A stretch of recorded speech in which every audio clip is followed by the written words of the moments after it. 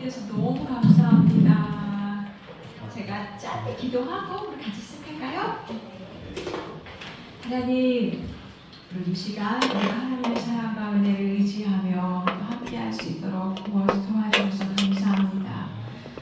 성령께서 오늘 함께 나누는 이야기들 속에 하나님 우리의 마음을 움직여주시고 열어주시고 또 하나님의 마음을 듣게 하시기를 간절히 소망합니다. 전하는 연약한 딸의 수를 축원해 주시고 하나님 우리 아이들을 향한 하나님의 디자인 또 부모님들을 향한 하나님의 마음들 우리가 알고 주의 귀한 아이들을 주의 뜻대로 잘 양육할 수 있도록 주님을 사용하여 주시옵소서. 이 시간 일하실 주님을 기대합니다. 예수님의 이름으로 기도합니다. 네. 우리 선생님들도 함께 해줘서 너무 감사하고요. 이제 청년 때 이런 강의를 듣는 게 쉽지 않잖아요. 그런데 제가 중학교 2학년 때 저희 학교에서 이제 가사 선생님께서 아이들이 나중에 너네가 아이들을 낳아서 키우면 애들이 이렇게 말을 배우기 시작하는 그 시점에 특별히 첫째 아이는 존대를 해줘. 그러면 얘가 평생 동안 너희에게 존댓말을 사용할 거야. 이런 얘기를 하셨어요. 중학교 2학년짜리에게. 근데 제가 그 얘기를 가슴에 새겼어요. 진짜 제가 아이를 낳아서 애를 키우면서 얘가 말을 배울 때 얘에게 다 존대를 줬어요. 딱 한 2년까지만. 근데 정말 지금도 사실 저희 아이들 다 저에게 존대하거든요. 사실 존대해야 하는 게 법은 아니지만 그래도 이제 그때 그것을 경험하면서 제가 조금 뒤에 이제 강의하면서 좀 얘기를 드리겠지만 너무 잘했다, 너무 좋다 이런 걸 이제 깨닫게 되었거든요. 그래서 저희 둘째 아이도 자연스럽게 존대하는 게 어렵지 않았는데 왜 이야기를 드리냐면 오늘 이야기가 어차피 여기 계신 선생님들하고는 나 뭔 얘긴데? 이렇게 생각하실 수도 있지만 사실 생각보다 그 시간이 빨리 다가오는 것 같아요. 그래서 잘 생각해서 마음속에 저장해 두시면 여러분 앞으로의 어떤 결혼 생활, 또 자녀를 양육하는 일들에 도움이 되지 않을까라는 생각이 좀 들게 됩니다. 그냥 이걸로 돌려야 될 거죠? 한번 해볼게요. 저는 장신대 신대원을 졸업했고요. 목사님 소개해 주신 것처럼 주님의 은혜 교회에서 이제 섬기고 있고요. 제가 이렇게 운영하는 블로그가 있어요. 여핫이라고 여자를 향한 하나님의 디자인이라는 블로그인데요. 저는 자매들을 향해서 큰 마음을 가지고 있고 또 자매님들을 잘 양육하고 또 하나님이 여자를 향한 특별한 계획이 있다고 생각을 해서 해마다 여핫이 세미나라는 세미나도 하고 있어요. 그래서 거의 한 100분 정도 매해마다 참석하시는 것 같아요. 그래서 저희가 저희 교회에 문을 열어서 다른 분들도 초대해서 함께 그 세미나를 하고 있는데 여러분 나중에 기회 되시면 매해 가을에 하니까 올해도 10월에 하는데요. 참여하시면 또 은혜를 누릴 수 있을 것 같고요. 성경적 여성성, 부모교육, 결혼에 대한 이제 강의들 하고 있고요. 여러분이 받으신 그 복음의 경관 자녀 양육 저희 남편과 함께 2021년에 저희가 함께 공조했는데 하나님이 정말 잘 사용해 주고 계셔서 얼마나 감사한지 몰라요. 그래서 하나님께 정말 감사하고 오늘은 이제 그 책 중에서 순종을 권위와 순종을 어떻게 가르칠까? 그 다음 시간에는 훈계 어떻게 가르칠까? 이제 요 이야기들 훈계를 어떻게 할까? 이 이야기 여러분이 함께 나누려고 하는데요. 먼저 첫 번째 시간은 권위와 순종 어떻게 가르칠까예요. 사실 요즘 이 시대에서요 잘 가르치지 않는 거예요. 그래서 제가 어느 한 교회에 이제 강의 요청을 받아서 갔다 왔는데 그 전도사님이 너무 중요한 건데 이 강의를 해주시는 분이 어디 있을까 뒤지고 뒤졌다고 얘기를 해주시더라고요. 그래서 굉장히 중요한 강의인데 거의 사라진 그런 이야기들이에요. 근데 여러분의 아이들에게 적용해 보시면 아이들이 잘하면 잘할수록 이렇게 아이들 훈련하기를 너무 잘했다. 이런 열매가 있구나라는 어떤 기쁨들 누리실 수 있을 거라 생각이 드는데요. 요 콘텐츠부터 한번 같이 읽으면서 이제 이 시간을 시작했으면 좋겠습니다. 글씨가 작아서 보일지 모르겠는데 제가 읽을 테니까 같이 한번 읽어볼게요. 하나님께서 사람을 지으신 지 수많은 시간이 지났습니다. 사실 인류 역사상 지금처럼 자녀 교육에 대한 열정이 뜨거운 적도 없었을 것입니다. 이미 수많은 이론과 방법들이 개발되었지만 하루가 멀다 하고 새로운 이론과 시대가 등장합니다. 청소년과 아이들을 하는 책들이 쏟아져 나옵니다. 그러나 우리의 현실은 어떠합니까? 대부분의 자녀들이 마땅히 받아야 할 교육을 받지 못하고 있습니다. 그러다가 성인이 되면 하나님을 떠납니다. 이런 현실을 어떻게 설명해야 합니까? 부모 여러분, 이런 상황을 볼 때 자신이 부모로서 행해야 할 의무를 제대로 알고 있는지, 그 의무를 힘써 행하고 있는지 살펴보아야 합니다. 네, 이렇게 얘기를 하셨는데요. 사실 위의 글은요, 1816년에 태어나셔서 영국의 목회자로 사역하셨던 J.C. 라엘 목사님의 부모의 의무라는 책에 서문에 있는 글이에요. 그런데 여러분이 지금 이 글을 이렇게 보시니까 일과 함께 얘기를 나눴는데 어머 세상에 오늘날이랑 하나도 다른 게 없네라는 생각 들지 않으세요? 너무 놀라운 것 같아요. 200여 년 전이나 지금이나 하루만 멀다 하고 부모, 자녀 양육에 대한 양육서 이론들이 쏟아져 나오고 있고 그때나 지금이나 너무 많은 정보 속에서 부모님들이 살고 있기 때문에 대체 나는 어떻게 자녀를 양육해야 하는 거야? 고민이 많아지시죠? 제가 만나는 수많은 어머님들이 그렇게 얘기하시더라고요. 정말 자녀를 잘 키우고 싶어서 너무너무 많은 책을 읽었는데 나중에는 굉장히 혼란스러워지신다는 거예요. 에라 모르겠다. 그냥 방목하자. 그게 최선의 방법인 것 같다. 이렇게 선택하시는 분들이 많이 있는 그런 모습들을 보게 되는 것 같아요. 200년 전이나 지금이나 마찬가지로 자녀 양육에 대한 수많은 그런 정보들이 쏟아지고 있는 그런 상황들이지만 그럼에도 불구하고 부모님들이 어떻게 자녀를 양육해야 할지 또 마땅히 행할 길을 자녀에게 양육하지 못하는 일들은 진짜 큰 고통인 것 같아요. 그런데 이런 상황 속에서 오늘 이곳에 오신 선생님들은 또 부모님들은 정말 우리 아이들을 어떻게 하나님의 뜻대로 양육할 수 있을까 고민해 주셔서 너무너무 감사하고 또 오늘 이 시간에 함께 우리가 어떻게 또 우리 아이들을 하나님 뜻대로 양육할 수 있을까 고민하면서 길을 찾아갈 수 있어서 얼마나 감사한지 모릅니다. 제가 오늘 여러분들과 함께 나눌 목차인데요. 제일 먼저 하나님이 우리 부모님들을 자녀의 권위자로 삼으셨다는 이야기를 함께 나누고 싶고요. 그리고 우리 자녀들에게 하나님이 다이렉트로 곧바로 하나님이 명령하신 명령이 있습니다. 그 명령이 부모를 공경하고 부모에게 순종하라는 명령을 주셨는데 그 명령을 주신 이유가 뭘까? 그 이유를 한번 살펴보려고 하고요. 그리고 하나님이 부모에게 권위를 주셨는데 그럼 이 부모가 어떻게 권위를 사용해야 하고 그리고 이 권위를 사용할 때 또 우리 아이들에게 순종을 요구할 때 기억해야 할 것들 그리고 어떻게 그러면 구체적으로 순종 훈련을 할 수 있을까 이 얘기들 여러분과 함께 나눠보려고 합니다. 먼저 저희가 권위에 대한 이해가 좀 필요할 것 같아요. 사실은요 하나님이 부모를 권위자로 삼으셨는데 요즘 시대에 권위를 좋아하는 분이 별로 많지 않습니다.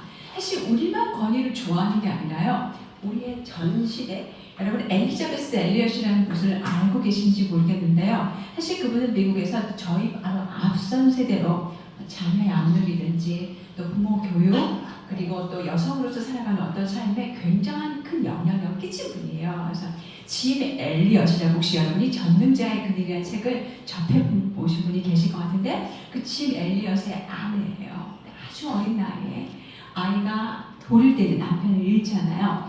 그분이 쓰신 책에 크리스천 가정 세우기라는 책이 있어요. 근데 그 책에 보더라도 여전히 그 시대에도 저희의 앞선 세대도 이 권위를 너무너무 좋아하고 있지 않는 모습을 발견하게 됩니다. 사람의 본성에 그런 게 있는 것 같아요. 우리는 권위하면요 사실은 머릿속에 좀 타락한 권위, 불합리한 권위, 억압하고 군림하는 어떤 권위를 먼저 떠올립니다.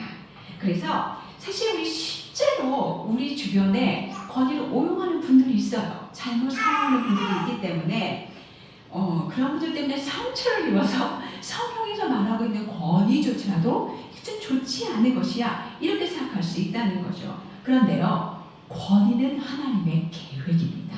하나님은 온 세상을 창조하셨고요. 그리고 모든 만물을 통치하시는 하나님이세요. 창조자 하나님은 온 세상의 피조물들을 만드셨으니까 이 피조물을 다스릴 권리가 있으시고 모든 피조물들은 하나님께 복종해야 될 의무가 있어요.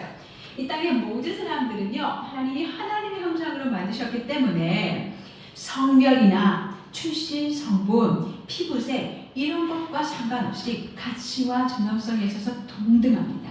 그러나 각 사람이 하나님이 주신 어떤 위치, 역할에 따라서 직책에 따라서 권위와 책임의 영역까지 같은 것은 아니에요. 하나님은요, 이 땅에 가정도 세우셨고 교회도 세우셨고 직장도 세우셨고 각 영역마다 권위를 가진 사람들을 세워주셨고요. 그 다음에 위계 질서를 만들어 주셨어요. 그래서 여러분이 지금 오늘 보시는 이 쿼테이션은요, 테드 트리 목사님이 말씀하신 건데, 마음교육이라는 책에서 테드 트리 목사님이 권위에 대해서 이렇게 말씀하고 계세요. 성경은 권력을 가진 자들에게 권력 아래에 있는 사람들을 돌보고 그들의 필요를 채워주며 보호할 책임이 있다고 가르친다. 하나님은 바로 그런 권력자의 모델이시다. 그들은 피조물을 사랑하시고, 그분은 피조물을 사랑하시고 그들의 필요를 채워주시고 보호하시고 위험으로부터 지켜주신다. 하나님은 군림하신 하나님이 아니에요. 사실은 사랑으로 보호하시고 돌보시고 인도하신 하나님. 하나님이 성경에 많은 명령을 주셨는데 그 명령조차도 하나님의 인자와 사랑 안에서 그들을 보호하고 돌보시려는 하나님의 마음이 담겨져 있는 사랑의 권위를 하나님은 사용을 하세요.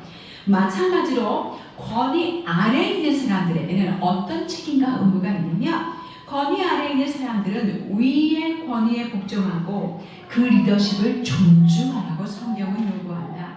복종이란 하나님이 권위를 주어 우리를 대표하게 하신 사람들을 섬김으로써 우리가 주님을 섬기는 영광과 기회를 누리는 것이다. 이렇게 말씀하고 계세요.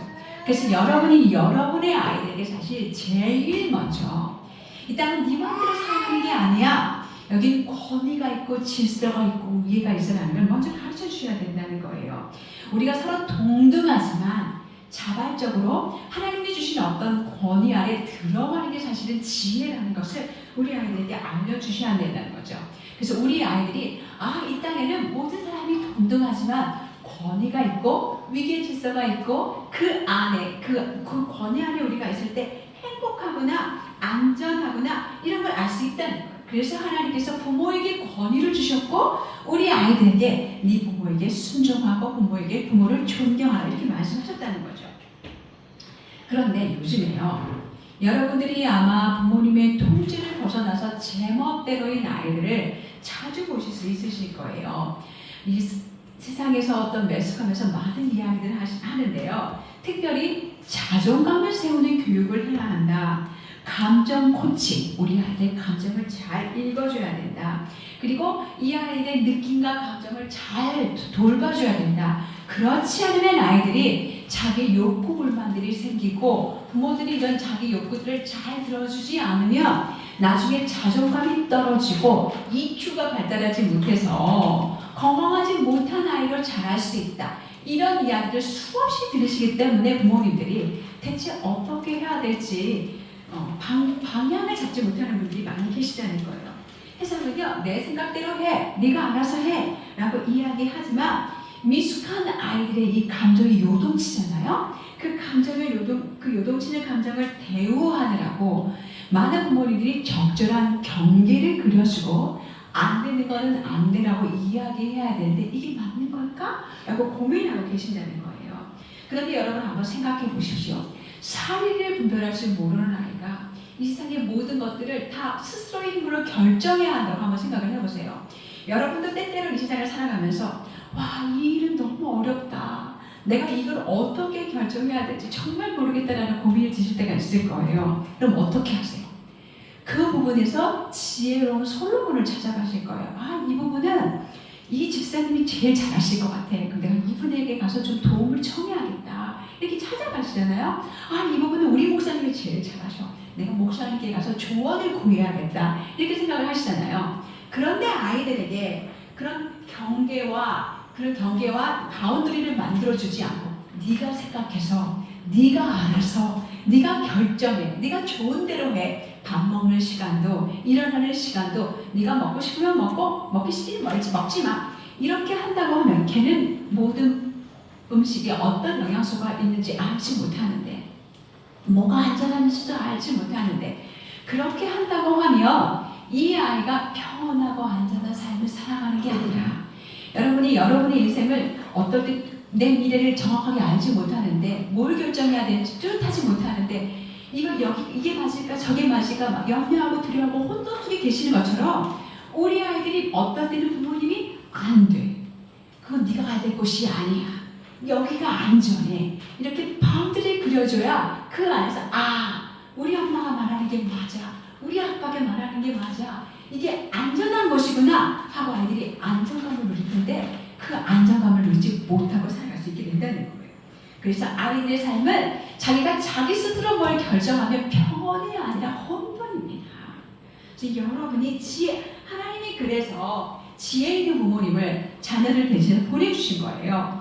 너희가 이 아이의 어떤 삶에서 처음에 어렸을 때 바운드리를 그려줘, 아닌 건 아니라고 얘기해주고 도와줘, 여러분에게 권위를 주시고 우리 아이들을 살필 수 있도록, 도울 수 있도록 하나님께서 지혜를 주시는 거죠.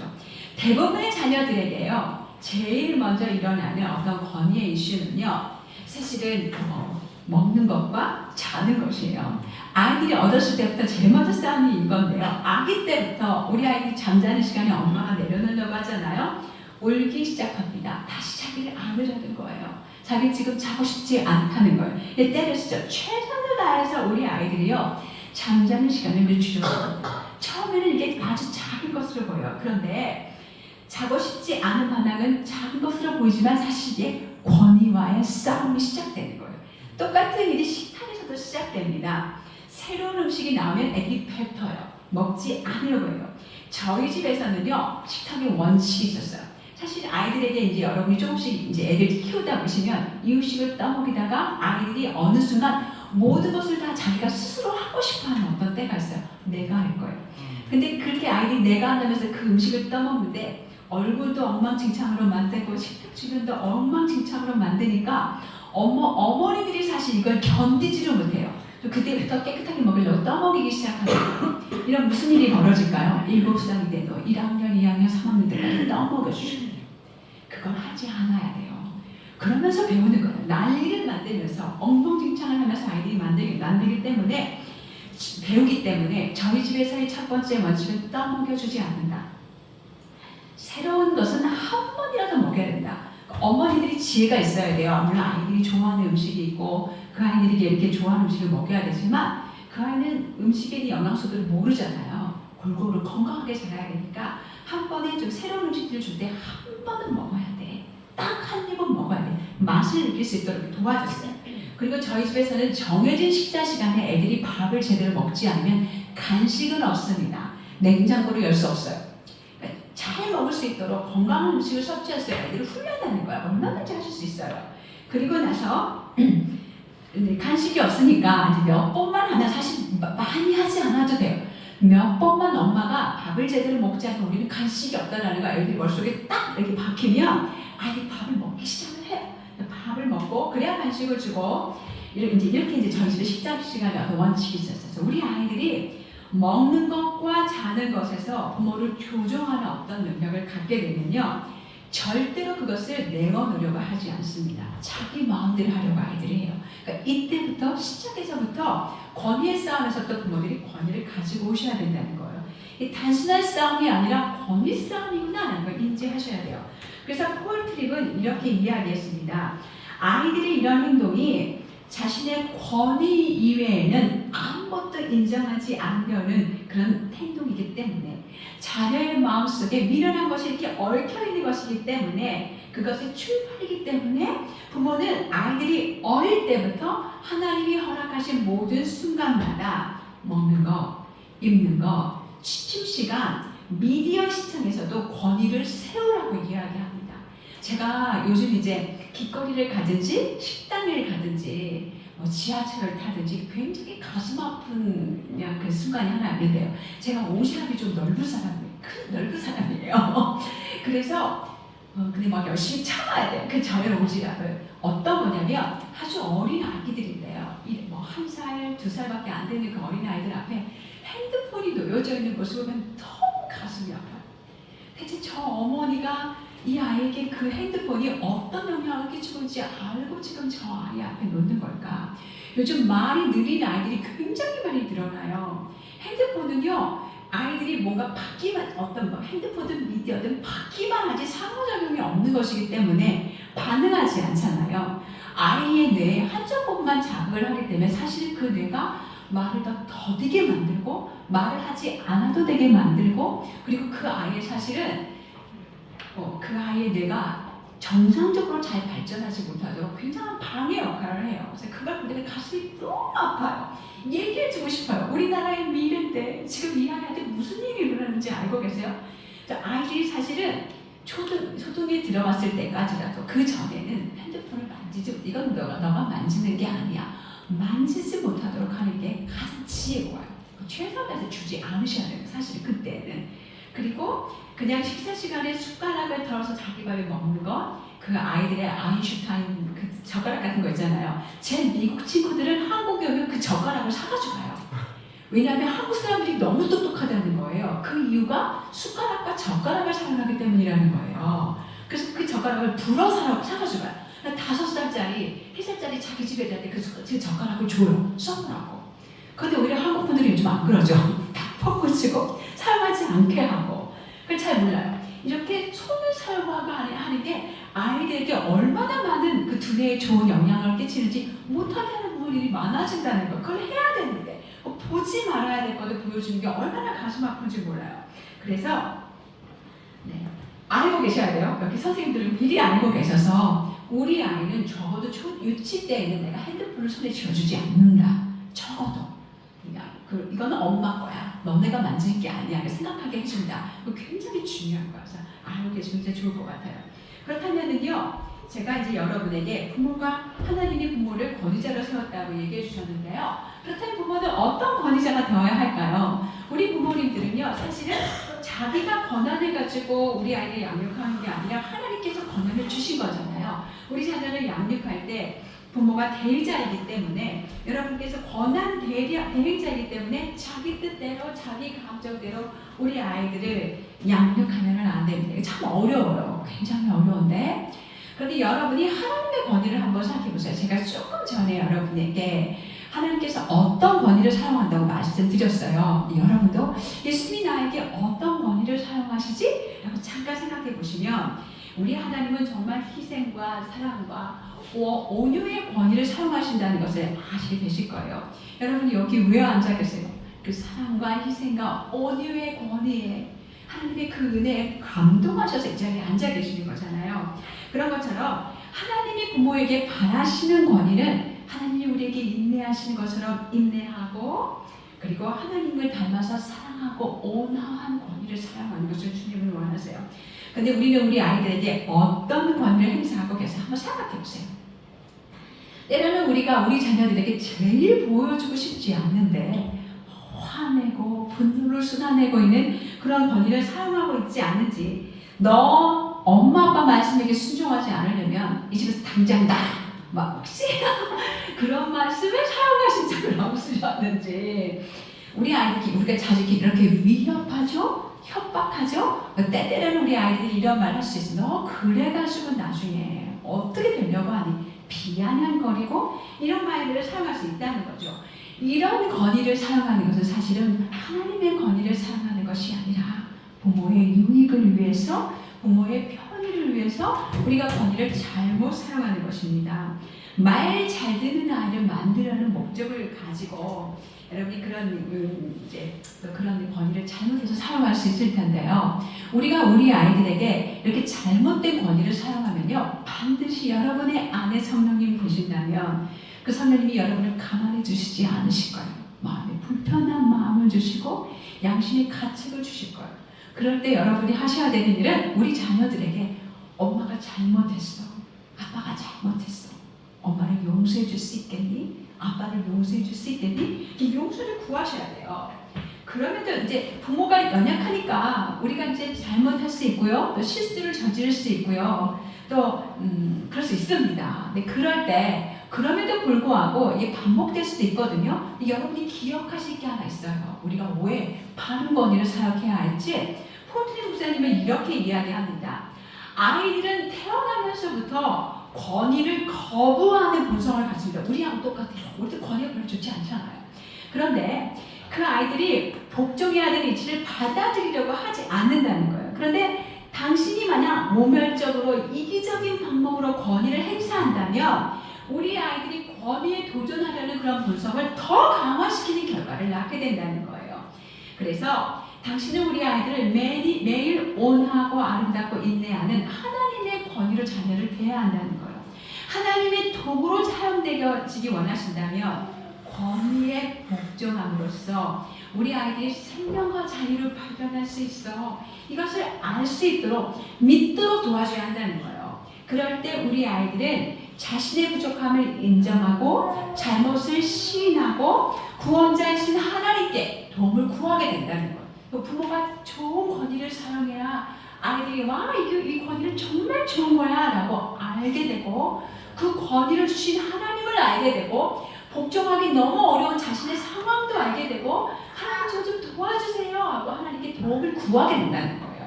그래서 권위 사용이 굉장히 중요해요. 그래서 이제 여러분이 우리 아이들을 그리스도께로 인도하시려면 성령님이 여러분에게 알려주신 좋은 권위를 사용해야 한다는 거예요. 그런데 요즘 이 세상에는요, 이 권위를 배우기가 너무 어려운 세상에 살고 있어요. 우리 아이들이 이런 본을 보기가 너무 어렵거든요. 많은 분들이 이런 이야기를 내면 제 얘기도 아니고 정말 저도 많이 들은 이야기인데 자녀들은 부모의 말을 보고 부모가 하는 이야기를 듣고 자기의 삶을 바꾸거나 변화시키는 게 아니라 부모가 어떻게 살아가는지 삶을 보고 부모의 뒷모습을 보고 아이들이 배운다는 이야기를 많이 들었어요. 아마 여러분도 들어보신 적이 있으실 거예요. 그래서 우리 아이들이 이 부모 권위에 대해서 잘 배울 수 없기 때문에 여러분이 권위에 순종하는 어떤 본을 보여주셔야 되는데요. 제가 그냥 간단하게 여러분에게 저희 집의 어떤 이야기를 좀 얘기해드리면 저도 사실은 부모님을 공경하고 부모님에게 순종해야 되는 이유를 잘 깨닫지 못했던 때가 있었어요. 그런데 하나님을 알게 되고 하나님의 말씀에 더 순종해야지 이제 이런 마음을 가지면서 자라가는 어떤 때가 있었는데 저희 아버지가 저희 어머니에게 신실하지 못하셨어요. 이게 무슨 뜻인지 아시죠?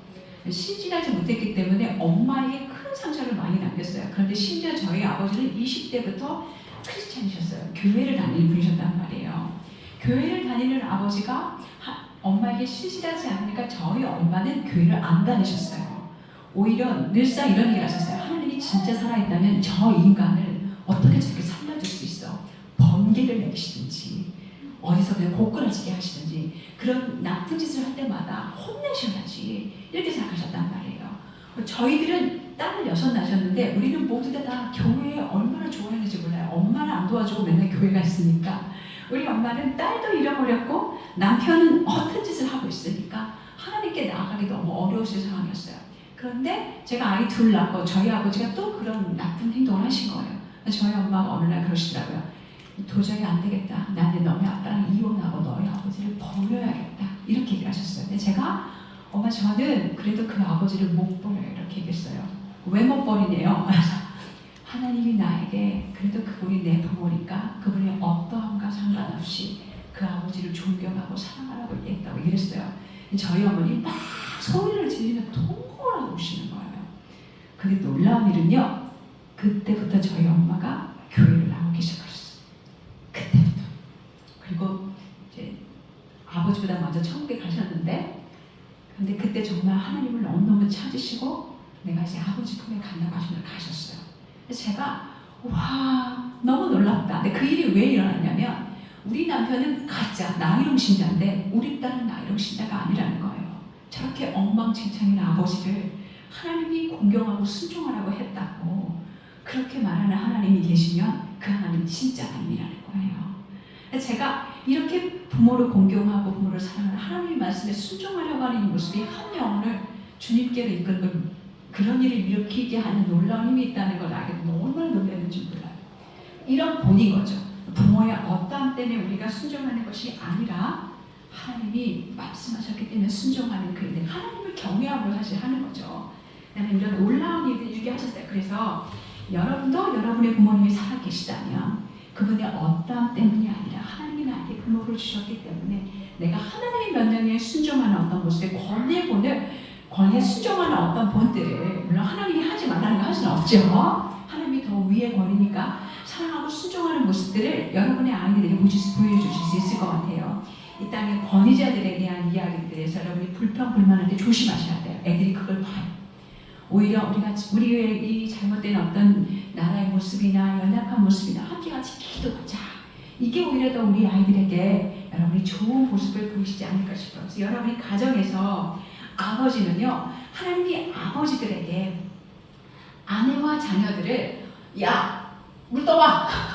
이런 게 아버지의 권위가 아니라 사랑과 정성으로 그 아내와 자녀들을 사랑으로 육적으로 영적으로 공급하고 보호하고 인도하는 그 역할들을 하나님이 맡기셨거든요. 그래서 그 역할들을 하시면서 권위에 본이 되어주시고, 그리고 또 우리 엄마들은요, 어쩌면 어떤 때는 남편이 마음에 안 들 수 있어요. 우리 다 죄인이잖아요. 다 연약하고 죄인이기 때문에 때때로 마음이 안 들고 어려울 수 있지만 하나님이 우리 가정에게 그 남편을 우리 가정의 제사장으로 세워주셨기 때문에 세워주고 아빠를 함께 기도하자고 하고 애쓰는 그런 권위에 복종하는 어떤 모습들을 보여주신다면 아이들이 하나님이 우리에게 주신 권위도 너무 아름다운 권위구나라는 걸 배울 수 있을 것 같아요.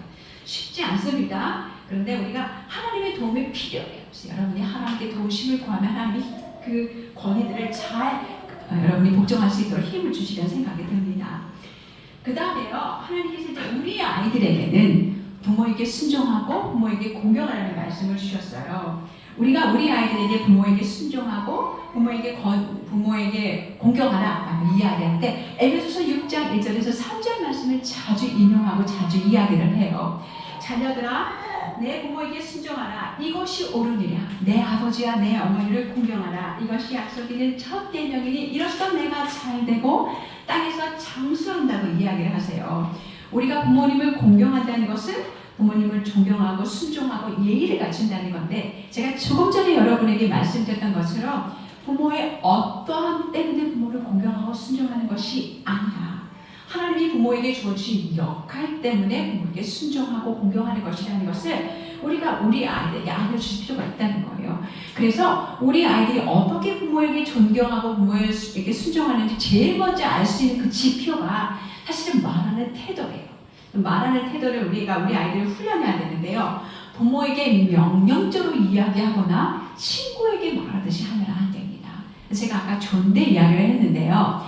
그거는 사실은 법은 아니에요. 그럼에도 불구하고 아이들이 존대를 배우면 어떤 위계 질서를 굉장히 자연스럽게 습득하게 되는 것 같아요. 그래서 유익이 참 커요. 그래서 여러분들이 가능하면 여러분의 아이들이 어렸을 때부터 존댓말을 사용할 수 있도록 그렇게 훈련하시면 큰 유익이 있다는 그런 생각이 듭니다. 그래서 가끔 이제 부모님들이요, 이런 얘기를 하세요. 나는 우리 애랑 친구처럼 지내고 싶어요. 나는 권위를 내세우고 싶지 않아. 물론 권위적인 부모가 되라는 이야기는 아니지만 여러분이 부모로서의 어떤 권위를 가지고 계셔야 돼요. 우리가 부모로서의 권위를 가지고 있는 것이 자녀와의 친밀함을 조금 더 방해하지 않습니다. 저는 저희 아이가 26이에요. 저희 두 아들들이. 그런데 이 두 아들이 둘 다 이제 서울에 살아요. 저희 집은 수원이고 직장 때문에. 그런데 이 아이들이 이제 한 달에 한 2번 정도 집에, 2-3번씩 집에 와요. 집에 오면 1시간 반, 막 2시간 계속 저희랑 이야기를 해요. 그 이야기 끊이지 않아요. 그래서 너무 감사하고 좋은 것 같아요. 이런 관계를 가지려면 어렸을 때부터 아이들과 많은 대화를 계속 하시고, 청소년 때 불편하지만 삐지고 대화 안 하려는 아이들에게도 계속해서 대화를 시도하셔야 아이들이 성인이 돼서도 계속 연기로 대화를 할 수 있어요. 그래서 우리가 희생적인 권위, 사랑과 인내의 권위, 때때로 실패할 수 있어요. 우리 연약하니까, 우리도 사람이니까. 그 실패했을 때 아이들에게 계속해서 용서를 구하면서 다가가시면, 사실 부모님들이 우리 아이들에게 용서를 구하는 게 굉장히 어려워요. 자존심 상하고 어렵거든요. 그런데 미안해, 엄마를 용서해줘, 아빠를 용서해줘, 그 한마디의 말이요, 어쩌면 자녀 안에 쌓여있는 그 수많은 상처, 어렵고 힘든 그 마음들의 그 담들을 싹 다 녹아지게 하고 사라지게 할 수 있어요. 이게 너무 어렵지만 여러분이 한 번 하시면 그 다음부터 훨씬 쉬워져요. 별게 아니에요. 사실은 부모들이 연약하니까. 넘어질 수 있으니까. 그래서 이걸 좀 열심히 하셨으면 좋겠어요. 굳이 권위를 세우지 않아도, 순종을 요구하지 않아도 우리 애들은 알아서 할 거예요. 크면. 그렇지 않아요.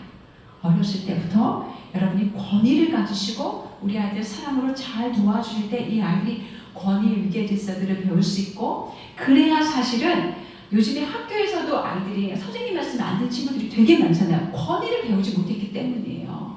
그래서 그 아이에게 무해예요. 권위에 순종해 선생님 말씀을 듣고 그것을 자기 삶에 적용하려고 하고, 그래야 정말 성숙한 어른으로 잘 살아갈 수 있거든요. 그래서 이 권위들을 잘 가르쳤으면 좋겠어요. 이제요, 우리 아이들에게, 하나님이 우리 아이들에게 왜 부모를 공경하라고 하셨을까? 왜 순종하라고 하셨을까? 그 이유를 좀 살펴봤으면 좋겠어요. 먼저요, 부모에게 공경하면 잘 되고 땅에서 장수하는 축복이 있습니다.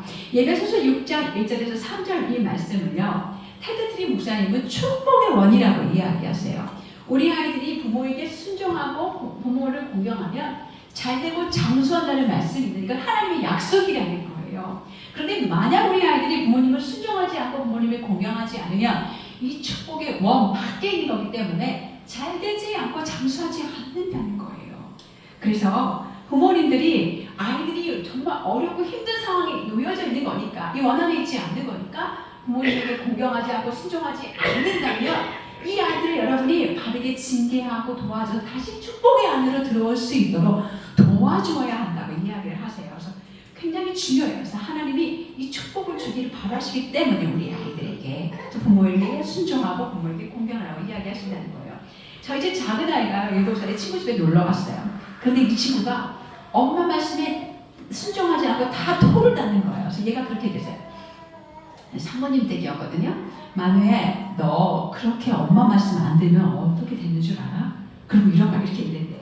잠언 30장 10절 말씀에 보면 이런 얘기가 있어. 아비를 조롱하며 어미 순종하기를 싫어하는 자에는, 얘는 이걸 다 암송했거든요. 골짜기에 까마귀에게 쪼이고 독수리 새끼에게 먹히리라. 이런 말 있어. 너 엄마에게 순종하지 않으면 큰일 나. 진짜 엄마에게 순종해야 돼. 이렇게 얘기한 거예요. 사모님이 그 얘기를 들으시고 깜짝 놀라셔가지고 대체 얘한테 어떻게 순종을 가르치셨는지 전화해서 물어보시더라고요. 여러분, 이런 일은 실제로 일어나지 않습니다. 그러나 이 말씀은 부모에게 순종하는 것이 얼마나 중요한 것인지 하나님이 가르쳐 주신 거예요. 잘 될 리가 없다라는 것을 말씀을 통해서 말해 주시는 거예요. 그래서 이 두 말씀을 비교해 볼 때 우리 그 에베소서 말씀과 잠언의 말씀을 살펴보면 부모에게 순종하고 공경하지 않고서는 잘 될 리가 없다는 것을 여러분이 알 수 있다는 거죠. 삶의 원리라는 거예요. 그래서 여러분이 이 말씀을 기억하시고 우리 아이들에게, 여러분이 우리 아이들 사랑하시니까 순종을 요구하셔야 된다는 거예요. 두 번째, 우리 부모님들이 우리 아이들에게 순종과 존경을 요구해야 되는 이유는 복음을 전수하기 위해서입니다. 신명기 21장 18절에서 21절 말씀인데요. 조금 깜짝 놀랄 만한 그런 말씀이에요. 사람에게 완악하고 폐역한 아들이 있어. 그 아버지의 말이나 어머니의 말을 순종하지 아니하고 징계에도 순종하지 아니하거든. 그의 부모가 그를 끌고 성문에 이르러 그 장로들에게 나가서 성문 장로들에게 말하기를, 이 자식은 완악하고 폐역하여 우리 말을 듣지 않아요. 방탕에서 술에 잠긴 자예요 라고 이야기하며 성읍의 모든 사람들이 그를 돌로 쳐 죽여서 이같이 너희 중에서 악을 제하라. 그리하면 온 이스라엘이 듣고 두려워하라. 이렇게 이야기하세요. 이 말씀은요, 오늘날 실행되지 않는 말씀입니다. 그런데 부모에게 불순종한 죄를 얼마나 중대하게 성경이 얘기하고 있는지 한번 살펴보십시오. 왜 이렇게 하나님은 부모의 권위를 중요하게 여기실까요? 만약 아이들이 부모의 권위를 중요하게 여기지 않는다면 하나님이 부모를 통해서 하나님이 누구신지, 하나님이 무슨 일을 행하셨는지 하나님의 말씀을 전해 주실 텐데 애들이 이걸 귀뚱으로 들어요. 듣고 싶지 않아요. 그러면 이 아이들이 하나님을 알 수도 없고 하나님을 배울 수 없기 때문에 어쩌면 공부는 잘할 수 있고 세상에서 성공할 수 있지만 하나님을 모르는 것은 영원한 삶을 누릴 수 없는 저주라는, 그럴 수 있기 때문에 하나님께서 우리 아이들에게 이 생명의 소중한 말씀을 전하고 계시기 때문에 어릴 때부터 이 아이를 훈련해서 부모의 권위에 순종하게 하고 하나님의 말씀을 귀 기울이게 하는 거예요. 그래서 우리 아이들이 어릴 때 하나님을 잘 모르잖아요. 그럴 때 부모에게 순종하는 것은 하나님께 순종하는 것이고 하나님을 기쁘시게 하는 것. 저희는 어릴 때 아이들 이 얘기를 너무 많이 했어요. 너희가 부모님께 보이는 부모에게 순종하는 것이 보이지 않는 하나님께 순종하는 것이고 그것이 하나님을 기쁘시게 하는 거야. 이야기하는 것입니다. 여러분이 아마 이 말씀 기억나실 것 같아요. 사울이 누구죠? 사울이 사무엘을 기다리다가 사무엘이 빨리 오지 않으니까 제사를 막 자기가 할 수 없는 제사를 드렸잖아요. 그때 사무엘에게 이렇게 이야기합니다. 순종이 제사를 드린 것보다 낫고 수양이 기름을 드린 것보다 훨씬 낫다고 이야기를 해요. 그래서 순종이 너무 소중하고 아름답고 귀한 것이기 때문에 여러분의 아이들이 훈련을 하면 좋을 것 같아요. 그러면 대체 우리가 순종 훈련을 할 건데요. 어떻게 하면 좋을까요? 그죠? 그것을 이야기하기 전에 우리가 순종을 요구할 때 여러분이 기억하셔야 될 게 세 가지가 있는데요. 첫 번째, 나는 민주주의형 부모인가? 일관성 있는 규칙이 있는가? 규칙이나 방법에 소망을 두지 않는가? 한번 살펴보시면 좋을 것 같아요. 먼저 이제 첫 번째 여러분이 이제 우리가 민주주의형인 부모인가? 라는 먼저 이야기를 먼저 얘기해 보려고 하는데요. 민주주의형 부모에 대해서 얘기하는데 어떤 부모님들은요 가족의 의견을 결정할 때 다시금 하자, 우리 가족회의 하자, 가족회의를 해요. 물론 가족회의 할 수 있죠. 그런데 여러분이 기억하셔야 될 건 얘들아 사소한 문제는 아이랑 이야기할 수 있어요. 오늘 저녁에 뭐 먹을래? 어떤 영화를 볼래? 이런 거 얘기하실 수 있어요. 그런데 아이들이 만약에 12세 안 되는 그런 영화, 12세 관람 불가인 영화들을 본다고 하면 아주 어린 아이 그건 안 돼. 그건 너희에게 아직 도움이 되지 않는 거야. 뭐 안 된다고 아시겠죠? 아주 매운 떡볶이 먹는다고 한다면 야 그거는 너는 미래를 상하게 해. 아직은 안 돼. 이런 얘기 하실 거 아니에요. 그리고 정말 여러분이 기억해야 될 것은 우리 아이들이 사실 미숙하기 때문에 잘 분별할 수 없습니다. 민주주의형 부모가 되는 것에 어떤 부분을 조심하셔야 돼요. 예를 들어서 가정의 가치관이거나 인생의 우선순위를 정하는 것, 교회를 정하는 것이나 학교를 정하는 것들을 네가 하고 싶은 대로 해야 하는 것을 별로 지원하지 못합니다.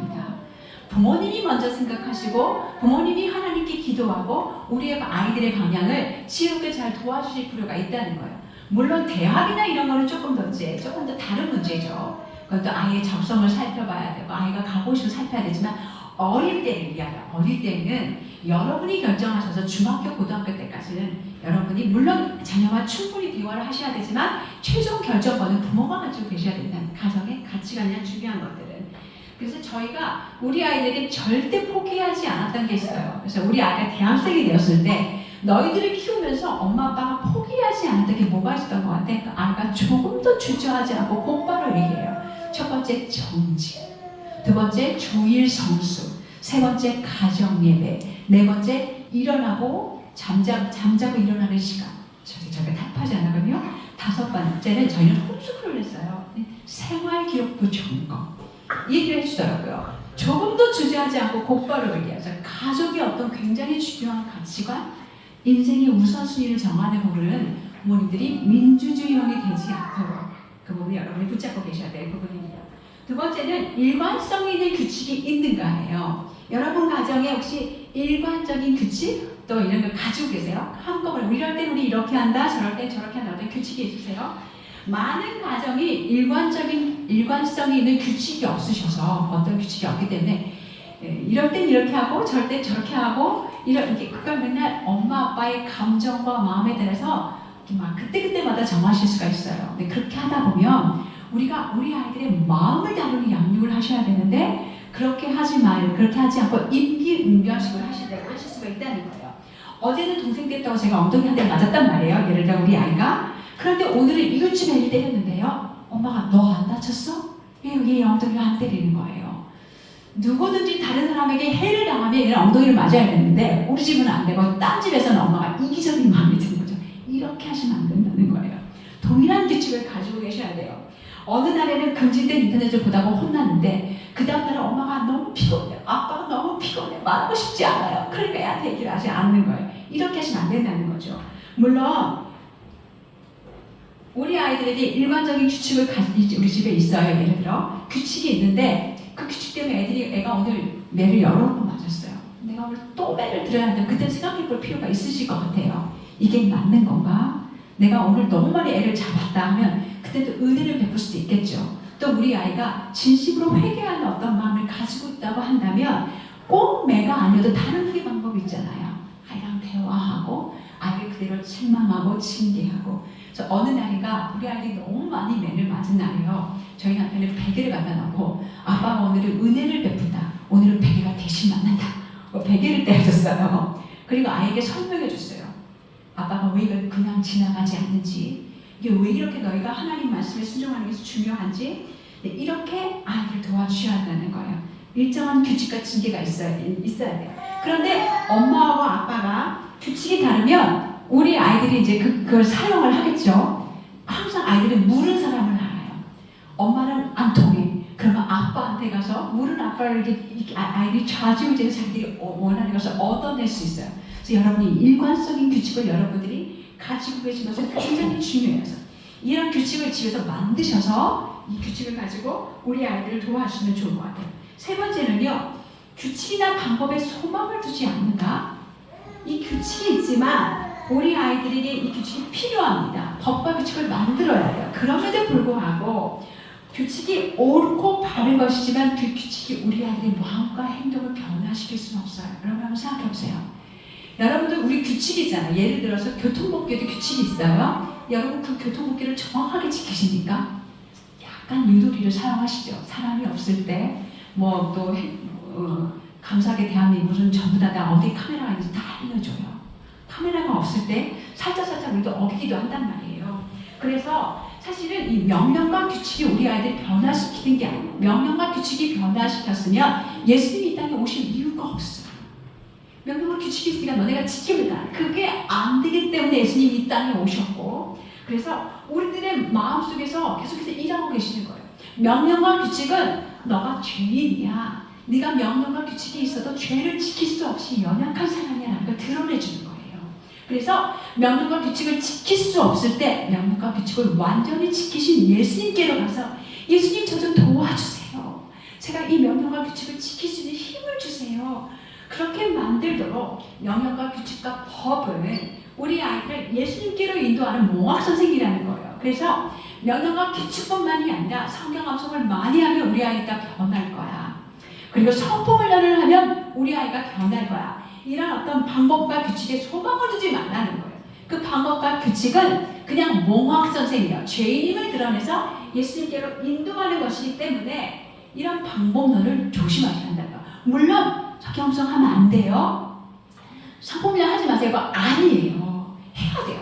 우리 아이들에게 성경 암송도 시키고 성품훈련도 해야 하지만 그렇게 하는 이유가 죄인임을 드러내서 복음으로 이끌게 하는 것이라는 것을 알고 하셔야 한다는 거예요. 그래서 방법론에 소망을 두지 마십시오.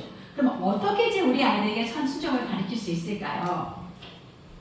어릴 때부터 가르쳐야 합니다. 어릴 때부터 가르쳐야 되는데 감리교회 창시자신 요한 웨슬리의 어머니 수잔냐 웨슬리는 19명의 자녀를 두었어요. 그런데 그분이 이 아이들을 양육하려면 먼저 어릴 때부터 의지를 교정하는 습관을 가져야 된다라고 이야기를 하셨는데, 이 교정하는 시기를 놓치면 아이들에게 나중에 의지를 꺾기가 너무 어려워진다는 거죠. 아주 어릴 때 의지를 복종시키는 어떤 연습을 하려고 애를 썼다는 거예요. 그래서 사실 이 수잔냐 웨슬리만 그런 것이 아니라 부모의 의무라는 책에 보면 그 목사님도 마찬가지로 제시 라일도 아이들이 어렸을 때부터 그 아이들이 순종할 수 있도록 복종할 수 있도록 아이들을 가르치라고 이야기해 주십니다. 그렇게 해야 그 아이들의 그 의지가 하나님께 순종하는 그런 마음으로 훈련되어야 말씀과 복음을 받아들일 수 있다는 거죠. 먼저 제가 이제 순종훈련의 실제를 간단하게 여러분에게 말씀드릴게요. 안 되라는 말은 굉장히 중요한 말입니다. 애들이 어렸을 때 잘못된 어떤 행동을 하면 여러분이 안 되라고 이야기해 주셔야 돼요. 안전을 위협하거나 다른 사람들과 살아갈 때 불편한 행동을 한다면 안 된다고 이야기하셔야 돼요. 다른 사람을 해치는 행동, 발로 차거나 깨물거나 하는 건 안 되는 거죠. 그럴 때 애들이 안 돼! 얘기해 주셔야 돼요. 어떤 분은요, 애들이 높은 곳에 올라갔어요. 이렇게 얘기해요. 감정을 공감해 줘야 하는 얘기로. 멀리 보고 싶었어. 궁금했구나. 이건 다른 방법이 아니라는 거야. 안 돼, 내려와. 위험하잖아요. 이렇게 너무 많이 간 거예요. 감정을 너무 많이 살펴주신 거예요. 안 되는 건 안 된다라고 이야기해 주셔야 돼요. 그 다음에는요, 자기 절제의 기초를 놓는 건데요.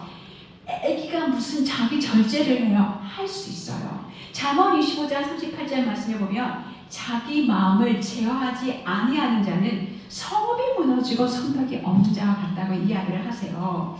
고대 사회에 성벽과 성읍이 없으면요, 그러면 노출되잖아요. 적에게 완전히 노출되기 때문에 공격받기 쉬운 상태가 됩니다. 사탄에게 공격받기 쉬운 상태가 된다는 거예요. 그래서 어릴 때부터 여러분이 우리 아이가 때때로 자기 절제를 하지 못할 때 막 울면서 얘기하면 사실 시간을 조금 주면 돼요. 엄마 아빠가 옆에 있어. 기다려줄게.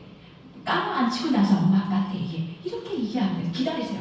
뒤집어지고 뚝뚝 그렇게 기다리세요. 엄마 아빠 기다리고 애가 다치지만 않도록 살펴보시면서 그러면 아이가 조금 일어나서 진정되고 나서 이야기하시면 돼요. 아마 TV 보시면 외국인들이 너무 그런 걸 잘하는 걸 보실 수 있으실 거예요. 그래서 우리 아이도 할 수 있어요. 대한민국 아이들도 할 수 있어요.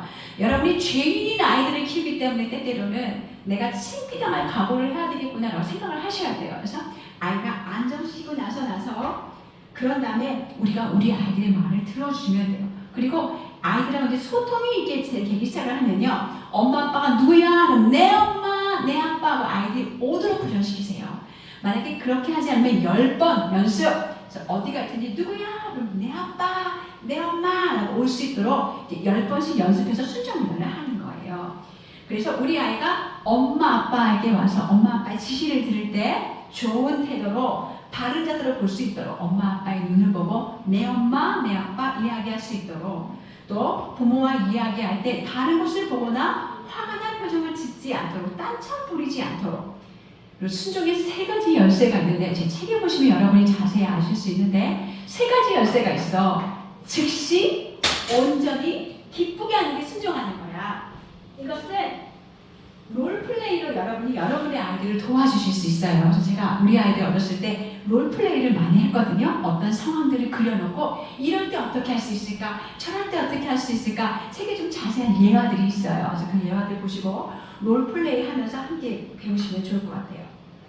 그리고 우리 아이들에게 권위자에게 친절하고 순종하는 태도, 인사를 시켜야 되잖아요. 그런데 가끔 교회에 데려와서 인사해, 이러면 애들이 쭈뼛쭈뼛 한단 말이에요. 얘가 부끄러워서 그래요. 이렇게 얘기하실 수 있어요. 집에서부터 연습시키는 거예요.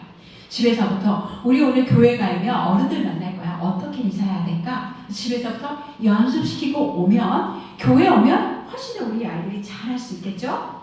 그리고 어른들이 이야기하고 있을 때 아이들이 끼어들는 어떤 시기가 있잖아요. 그 아이들에게 어른들이 함께 이야기하고 있을 때 끼어들면 안 돼.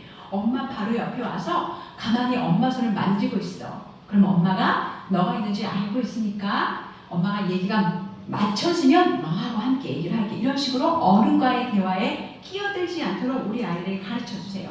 또 순종하기 어려운 유혹들이 우리 아이들이 있을 수 있어요. 예를 들어 친구가 우리 집에 놀러 와라. 그럼 반드시 장난감을 가지고 싸울 거예요.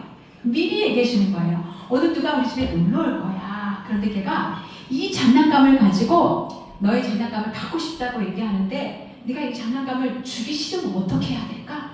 이걸 아이랑 함께 미리 얘기를 하는 거예요. 그리고 나서 그 아이가 예를 들어서 엄마 나는 즐겁게 갖고 놀 거야. 그러면 와, 우리 딸한테 하나님이 정말 기쁘게 나눌 수 있는 마음을 주셨네. 하나님께 정말 감사하다. 하나님께 영광을 돌리고, 이 아이가 힘들다고 하면 그래, 엄마도 엄마 것을 누구랑 나누는 건 정말 힘들어. 그런데 예수님은 이 땅에 오셨잖아. 자기 생명까지 우리를 위해 주셨어. 이건 우리가 예수님께 도움을 청해야만 할 수 있는 일이야.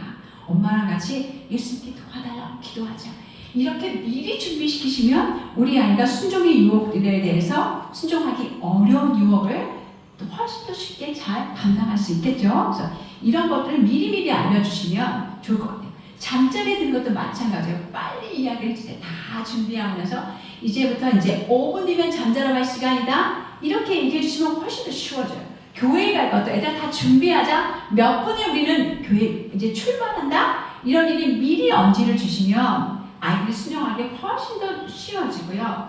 그리고 부지런히 우리 아이들에게 경계와 규칙을 알려주셔야 돼요. 다른 집에 가면 다른 집에 있는 그런 모든 물건들을 만지면 안 돼. 그건 너게 아니니까. 그리고 이 물건을 정리할 때 요 바구니에 넣어. 이런 식으로 정확한 경계와 규칙을 알려주시면 아이들이 부모님께 순종하기 훨씬 쉬워지죠. 그리고 우리 아이들을 혹시 여러분께, 혹시가 아니죠. 자주 여러분에게 우리 아이들 순종할 텐데 그럴 기회가 있을 때마다, 그럴 때를 볼 때마다 많이 격려해주고 칭찬해주세요. 저희는 그래서 누군가 우리 아이들 칭찬해주면요, 꼭 우리 아이들 용돈을 줬어요. 1,000원.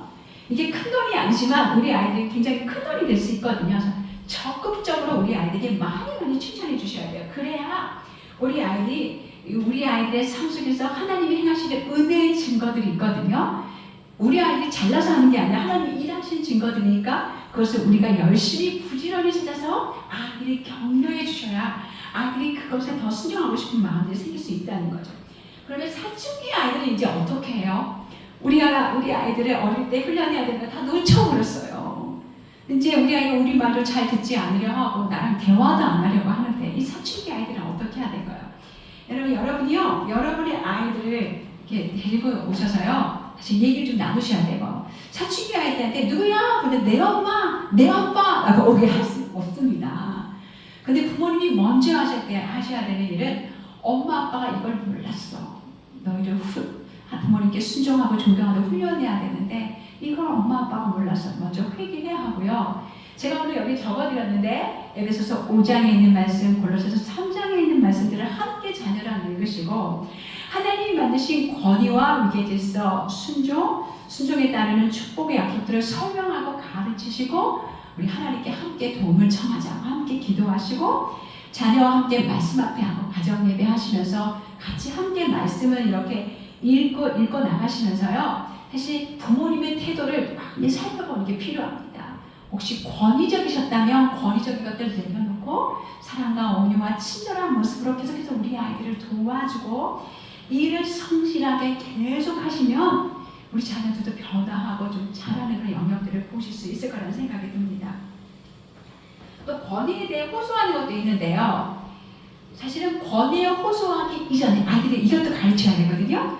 아이들이 일단은 부모님이 무슨 말씀을 하시면 즉시 온전히 기쁘게 순종해야 해. 이걸 먼저 가르쳐 주셔야 돼요. 그런데 권위자도 사람이잖아요. 때때로 제가 저희 아이들에게 두 가지를 함께 시킬 수도 있고 뭐 시켜놓고 까먹고 다른 일을 또 시킬 수도 있거든요. 그럴 때 아이들이 호소할 수 있어요. 근데 호소할 때 불평하거나 불만스러운 모습이 아니라 존경하는 자세로 호소해야 돼. 그리고 호소한 후에 어떤 결정이 내려지든 간에 그 호소를 기꺼이 순종으로 받아들이는 어떤 마음이 있어야 돼.